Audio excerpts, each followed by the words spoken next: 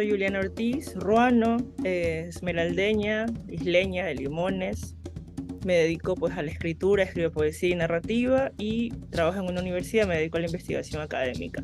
Hola, ¿qué tal a todas, a todos y a todas? Mi nombre es Dayana Bermúdez, soy colombiana, pero vivo hace 7 años en Buenos Aires, Argentina. Soy comunicadora social y soy actriz. Bueno, también soy productora de teatro y de cine. Migramos de la isla a la ciudad, entonces, claro, yo estudié en una escuela primaria en la que tenía profesoras afrodescendientes. En ese tiempo todavía no estaba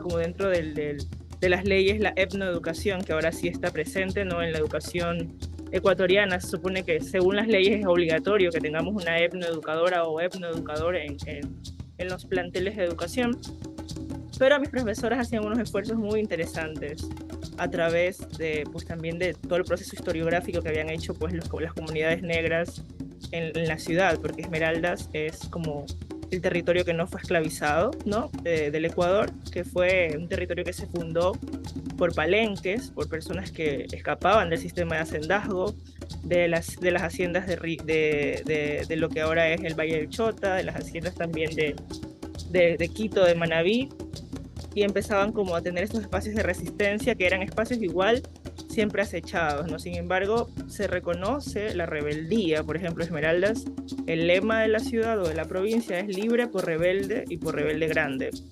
Creo que eso también te cambia la mentalidad, y creo yo que cuando uno crece en ese entorno donde te enseñan la historia, te dicen que la comunidad negra, la comunidad afrodescendiente no era esclava, sino que fue esclavizada, ¿no?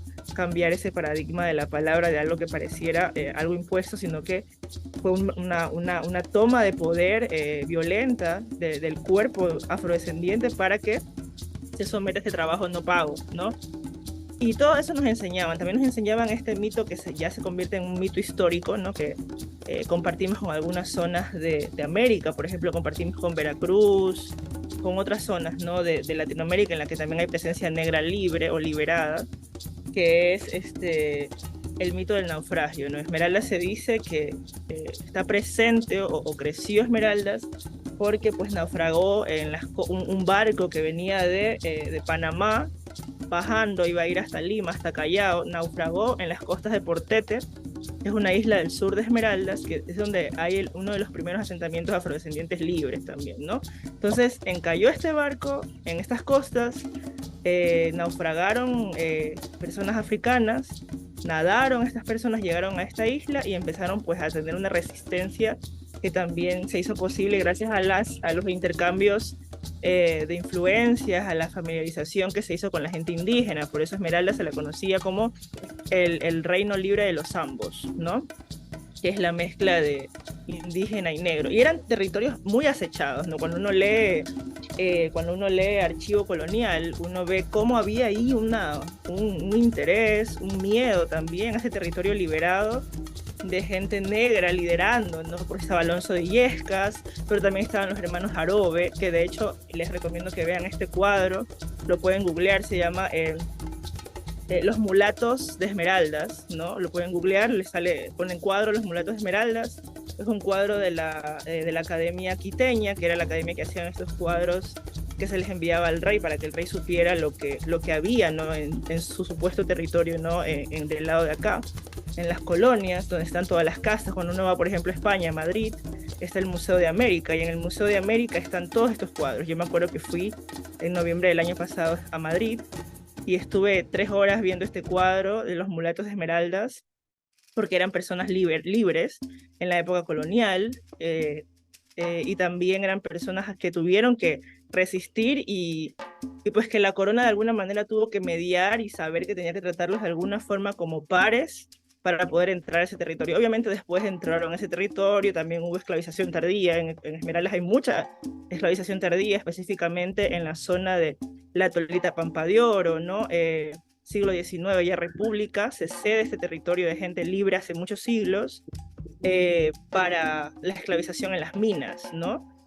Y en la actualidad, en Ecuador, hay un caso de esclavización contemporánea que se llama el caso Furukawa, de esta empresa japonesa, Furukawa, que saca la materia prima del abacá, ¿no? De las abacaleras. Y son personas afrodescendientes de la zona de Santo Domingo que vive en situación de esclavización, sin paga, sin seguro. Entonces ahí te das cuenta que, claro, que hubo una resistencia en la colonia, pero que después justamente eso que pareciera la libertad, porque te dicen, no, pues ya nos liberamos de la corona, ya nos... No, los criollos también ejercieron un poder, incluso tardío, ya en república, cuando ya Haití ya era también una república negra y Haití también ayudó económicamente a la liberación de América, que eso es algo que tampoco no nos dicen, y que uno se entera también cuando tiene la posibilidad de acceder a estos espacios de educación afrocentrada.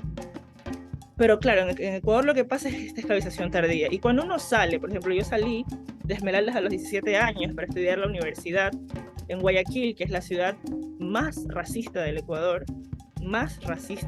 porque en porcentaje la mayor población negra por las migraciones también está en Guayaquil, en Ecuador.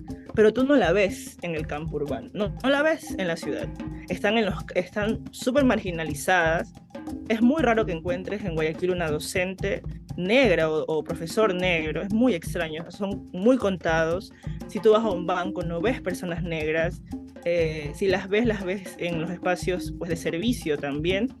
Y cuando yo llego a vivir a esa ciudad, la gente, me doy cuenta cómo el racismo en esa ciudad, que es una ciudad muy colonial, que también era un puerto negrero, ¿no? Una palabra terrible utilizar esta palabra, pero digamos era un puerto donde se desembarcaba personas africanas como mercancía. Y esa idiosincrasia quedó en la memoria contemporánea del guayaquileño y de la guayaquileña, ¿no? Y el racismo que se vive en esa ciudad es terrible. Y ahí tú te das cuenta que la gente negra o afrodescendiente de esa ciudad no quiere ser afrodescendiente. La gente se blanquea un montón. Hay mucha gente que tiene una abuela negra, un padre incluso negro, pero es como un silencio. No se habla del tema. Hay muchísimos dispositivos para blanquearte, ¿no? El tema del laciado de cabello, que la gente lo normaliza, ¿no? Pero sí, y que cada quien puede decir si se le hacía o no el cabello, pero tú te das cuenta que ese hacer del cabello, ese hacer de la nariz, porque también hay mucha cirugía plástica, también es un dispositivo, digamos, embellecedor que se acerca a la blanquitud y que lo que intentas es quitarte todo rastro negro, ¿no? Porque te quieres afinar la nariz, te quieres hacer los labios. Bueno, ahora están como que los labios gruesos han vuelto a la moda, ¿no? Pero en algún tiempo la gente se sacaba los labios. El cabello también siempre súper laciado, las queratinas, ¿no? Y tú caminas por Guayaquil, lo que más ves son queratina, cada vez más barata, ¿no? Y esas cosas cuando uno las habla, digamos, en entornos, yo trabajo en una universidad, y cuando uno habla de esos temas, uno queda como si uno fuera una persona loca, ¿no? Como que si cada quien se puede laciar pero no, ahí te das cuenta que no, que todo, porque cuando tú revisas el archivo colonial y ves cómo fue el proceso, ¿no? De blanqueamiento de la ciudad, te das cuenta que esa herencia colonial está permeando todavía los territorios y los espacios en la contemporaneidad, ¿no? Y la gente no puede ver a la comunidad negra como, si ves a un hombre negro en la ciudad, o en el campo, en el casco, digamos, ejecutivo, por decirlo así, en la zona bancaria, es un ladrón. La gente piensa que es un ladrón, la gente ya lo ve con sospecha. También es una ciudad donde se vigila mucho el cuerpo, pero a determinados cuerpos, no a todos los cuerpos. Y también a las mujeres negras se nos exotiza demasiado, o también se piensa que las mujeres negras solo hacemos determinadas cosas como cocinar, o bailar, o cantar, pero tal vez si te dedicas a la literatura es como que tienes que demostrar mucho más que eres, digamos, merecedora de ese espacio, ¿no? Y siempre es como que si tú estás ocupando un espacio, ese espacio te lo han regalado, te lo han cedido de alguna manera. Y todas esas cosas tienen que ver con ese desconocimiento y esa espalda que se le da también al territorio esmeraldeño, ¿no? Que se desconoce que dentro de Guayaquil hay gente negra, nacida y vivida ahí. Siempre se expulsa del territorio a la gente negra. Dicen, no, bueno, si eres negro, tú eres Esmeraldas, ¿no? Y si eres Esmeraldas, pues eres delincuente, narcotraficante, ladrón.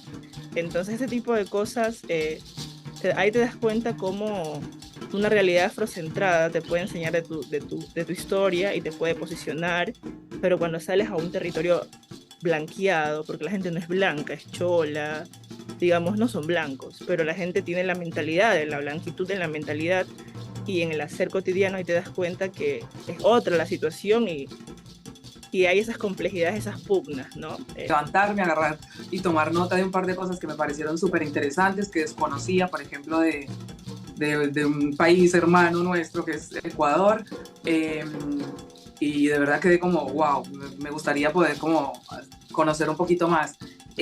Bueno, yo creo que eso nos pasa también, te debe pasar a ti y a mí que estamos por fuera de Colombia, que cuando conocemos otras personas negras de otros lugares empezamos a entender otras realidades que también abre como el espectro y por lo menos para mí que soy artista o que por lo menos pretendo serlo, me sirve muchísimo en el momento de crear. Porque es importante eso, como crear no solamente desde mi realidad o desde lo que yo vivo, sino también desde lo que viven otras personas negras y que después en algún punto todo vuelve a la misma raíz y se entiende que de alguna forma sí somos lo mismo, aunque obviamente hay cosas particulares en cada uno de nosotros y depende a veces de esto que estaba diciendo Juliana, del lugar donde crece, etcétera, etcétera. Y para eso quiero contarles que, por ejemplo, yo que crecí en Colombia también, que es un país que en este momento, por ejemplo, tiene bastante resueltas algunas cosas con relación a otros países. No hablo Colombia comparándolo con Argentina, por ejemplo. Tiene un poco más avanzadas todo el tema de, ¿cierto?, de etnicidad, etnoeducación y representatividad en los medios, etcétera, etcétera, cosas que, por ejemplo, Argentina no tiene y que no reconoce, por ejemplo, tampoco su propia gente negra, porque a veces a mí se me complica cuando quiero como ponerme la lucha al hombro, porque yo no soy argentina, pero sí tengo varias amigas y amigos y amigues afroargentinos que por ahí no van a tener la posibilidad que tengo yo hoy, entonces un poco es hablar por mí misma y también por ellos, aunque a algunos, como tú decías hace un rato también, ni siquiera se sientan representados y está súper bien y no deberían sentirse representados por una persona que ni siquiera creció viviendo su misma realidad. Así que nada, es súper interesante, digamos, como decías también hace un rato, tener estos espacios afrocentrados. Eso es otra cosa que también les quería contar, y es que aquí nosotros tenemos hace poco también un espacio que se llama Africanice. El director, por decirlo de alguna forma, aunque esto también sin ánimo de lucro, ni nadie tiene, digamos, como más voz que nadie para decidir, lo único que pretende es eso, juntarnos, hablar, contar nuestras cosas y contar también qué ganas tenemos de hacer otras cosas aparte de todo el tiempo estar explicando nuestra existencia en un lugar, digamos, como este. Así que, bueno, Africanice, por ejemplo, para mí ha sido muy, muy importante, sobre todo entre el año pasado y este año, porque, a ver, el año pasado yo hice una obra de teatro, esa obra la produje yo, mi pareja y yo, y yo era la actriz principal, digamos.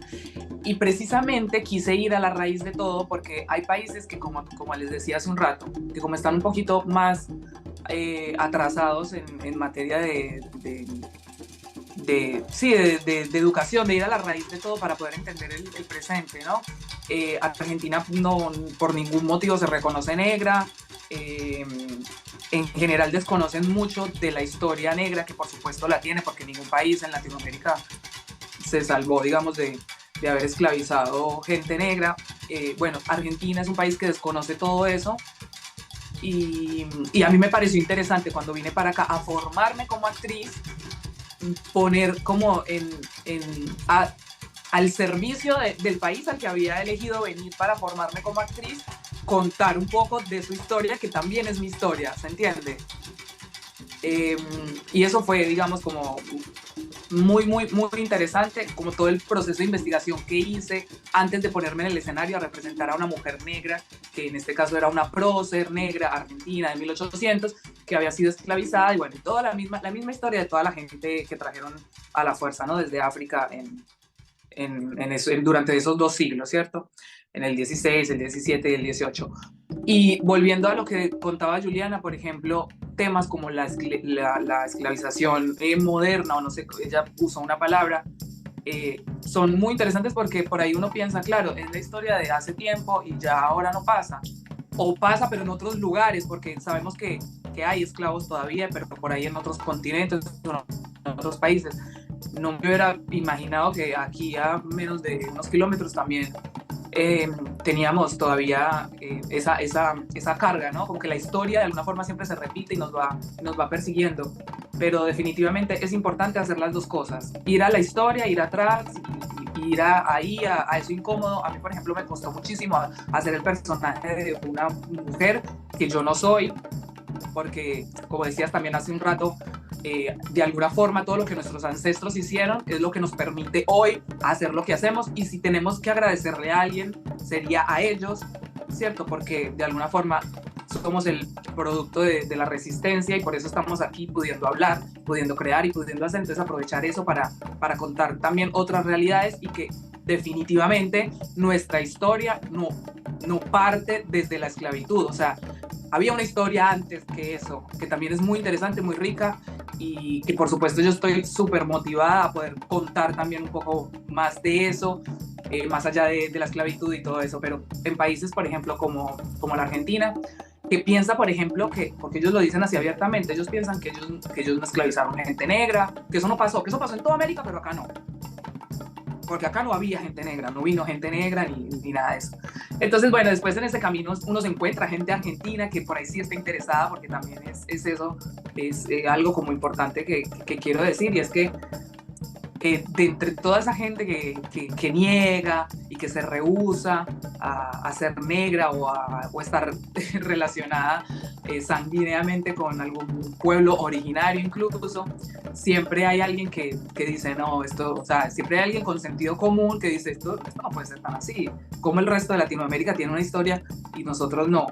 Entonces, con ayuda de historiadores, de maestros, de gente que por ahí está también sumada a esta lucha antirracista, o gente descendiente de negros que se reconocen por algún motivo, reconocen que en su familia y que sus ancestros también eran negros, se interesan en investigar y todo, y por cosas de la vida y por espacios como este, uno encuentra a esas otras personas, y es genial lo que se va creando, porque vamos de alguna forma visibilizando y educando, que por ahí, no, por ejemplo, yo a veces digo, no tengo ganas de hacer esto, pero lo que sí tengo ganas es de crear, porque a mí me encanta escribir y subirme al escenario y contar con mi cuerpo y con mi voz cosas que por ahí nunca me pasaron y nunca me van a pasar. A mí eso me gusta, me parece interesante, por eso decidí ser actriz. Pero obviamente en algún punto hay algo de esto que por ahí no quiero tanto. Entonces, nada, es como un compromiso, ¿no? De alguna forma, bueno, me comprometo con esto, pero un poco también me soy fiel a mí misma y a las ganas que yo tengo de hacer algo. Así que me parece genial, Juliana, tú, todos, que de alguna forma estamos poniendo al servicio de nuestra, no sé, de nuestra identidad lo que nos gusta hacer y lo que queremos hacer.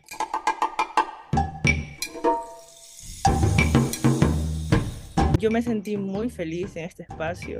Siempre es bello poder tener la posibilidad de, no solo de afrocentrarnos, sino también de ir conociendo los caminos, ¿no?, que recorren. Yo creo que de alguna manera somos nuevas cimarronas, ¿no? Mujeres de liberación que vamos teniendo otras herramientas de liberación. Tal vez no tenemos un machete como tal en la mano, pero tenemos una computadora con la que escribimos, nuestras herramientas con las que vamos liberándonos también, y que vamos abriendo camino, como lo hacían las mujeres palenqueras, cimarronas, como iban abriendo camino para las mujeres, para otras mujeres y para otros hombres, para la liberación.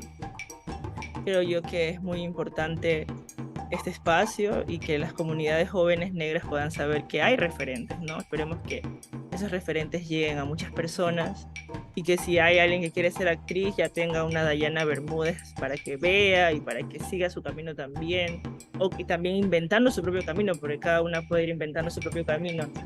Me sentí feliz, es muy agradecida, y espero poder estar en otra ocasión también compartiendo alguna cosita más.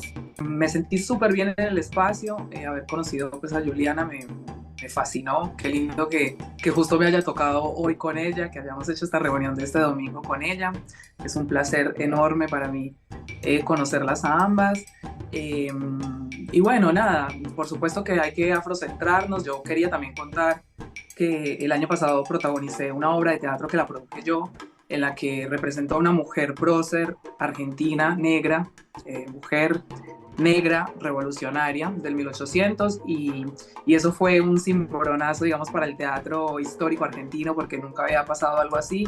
Y bueno, la verdad es que me siento orgullosa de que esa obra se pudo hacer y que tuvo la repercusión que tuvo porque la hice yo. Y sí, definitivamente hay que aferrarse a la historia nuestra y de alguna manera del otro lado siempre va a haber una respuesta.